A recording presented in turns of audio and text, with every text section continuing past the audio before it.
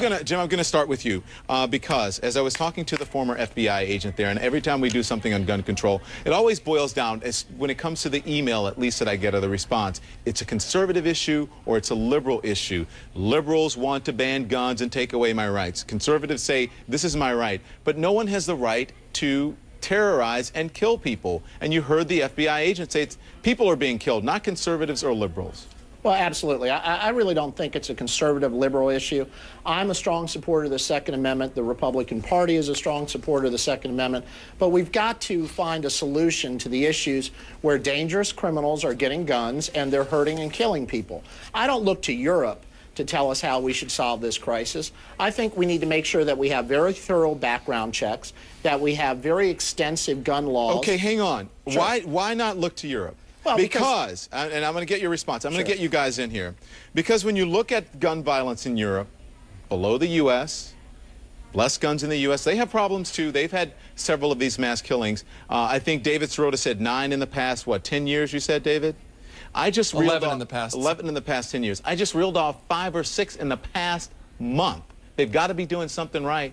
Well, I can tell you one thing. When you travel to Europe, I was in Paris recently, and you look on the corner, and the police are carrying Uzis and machine guns on every other corner. So when we talk about Europe and how they're enforcing gun laws and so on, they have a different relationship with their citizens. They have armed police officers with assault rifles on every corner, on every street. So there's not a lot of people doing a lot of shooting right then because they get shot a lot quicker because of their approach to law enforcement. And Michael, but in some places in Europe, and I've been there, the police officers don't even carry guns, and you see very little violence. That's absolutely true. Look, the problem is the laws and the restrictions are very, very lax. And we now have assault weapons available in this country. We know that's the problem as well with Mexico and the drug gangs. We know that people have access to guns who shouldn't have guns. Certainly the Virginia Tech killer, his mental stability wasn't checked.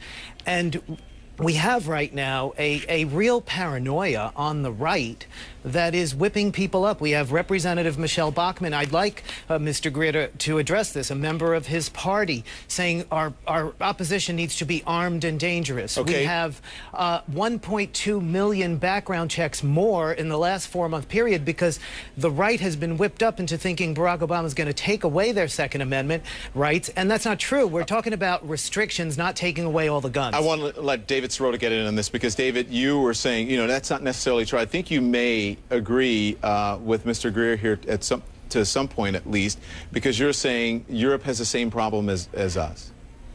It's a mix here. This is a mix. I mean, I think our gun laws, the end of the assault weapons ban has been a very bad thing for our country. But I think simply saying that it's a problem only of our laws is not really getting to where this problem is. I mean, I used to live in Montana. It's got a very high prevalence of people owning guns and it's got a very, very low amount of gun violence. So the amount of guns and the access of to guns is only one part of this issue. There's the whole other issue of mental health, of people feeling alienated. I mean, we're a country that's under a severe amount of stress right now, and that is going to create a whole lot of problems. And I think one of those problems is this kind of thing that we're seeing. So it's a bunch of different issues, and if we're going to address it, we can't just say it's gun laws, or it's not gun laws, or it's a bunch of different things. Okay. Do you think that the president is making progress here? As far as the economy? Yeah. Yeah, here's my position. I think that President Obama, first of all, has quieted down Nancy Pelosi a little bit. I think he's told him down there, stop sending me some of this stuff. Let's focus on the economy. And I do think that in some areas he has made the public feel much better. A nation that is in challenging times has to have a leader that, first of all, shows that he can lead and he can make them feel better. But what about in the world? We're talking about his visit to Europe, because a big question last weekend was, would he get the reception that he got when he was there in July? 300,000 people. Would he be able to sell his stimulus to Europeans and to the world? Are people going to buy into what we're trying to do here to help the economy? That's what I'm talking about. Well, okay, yeah, he's gotten big crowds everywhere he's gone. I think it's important for our country that when Air Force One lands in any nation, if that nation is receptive, there's a foundation for dialogue. Okay. But the person who gets off Air Force One has to be someone who is committed to the principles and values of our nation. And he can't be concerned every day with what Europe thinks and what the Europeans view America as. Tell me what that means. He has to be concerned with us and not what Europeans think. Talk to me more about that. Well, as he governs our nation, he needs to look at what Americans think and what our principles and values are.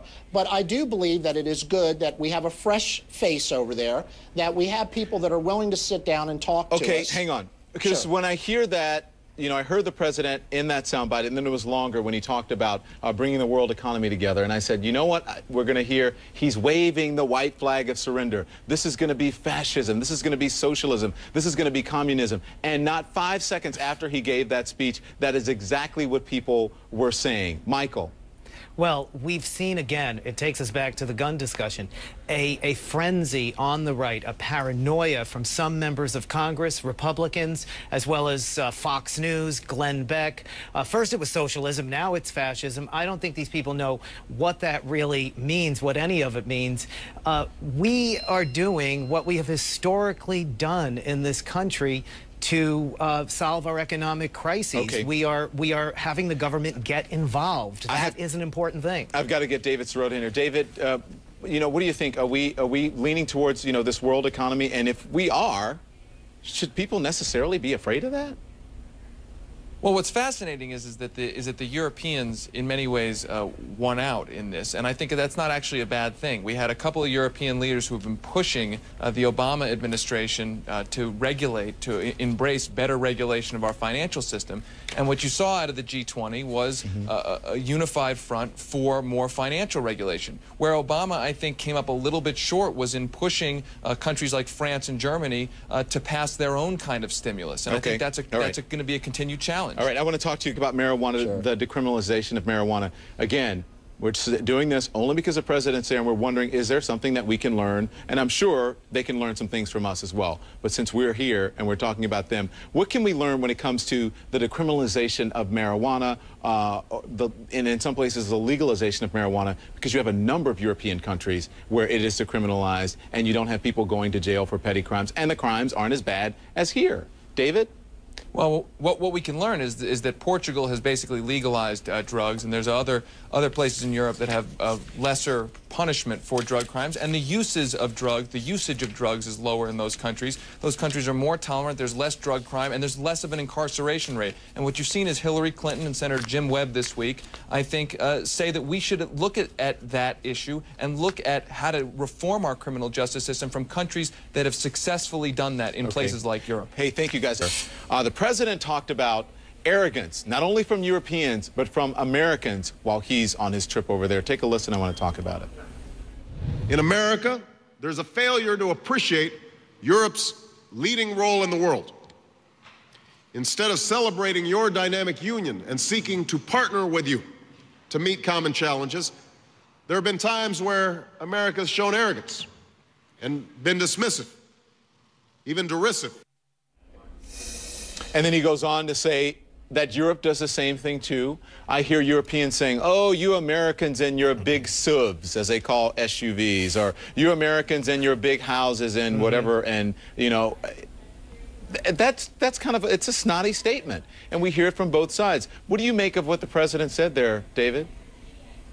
I think it's a lot of maturity. I think it's a lot of honesty. I think he's talking about a taboo subject on both sides of the pond. And I think that he's right. I think that too often Americans berate Europe, and too often the Europeans berate the United States, and we have a lot of things that we can work together on. And I think that he's really taking something of a risk by going out there and potentially allowing himself to be attacked by the right, but he's making a very, very mature and important statement. You know what?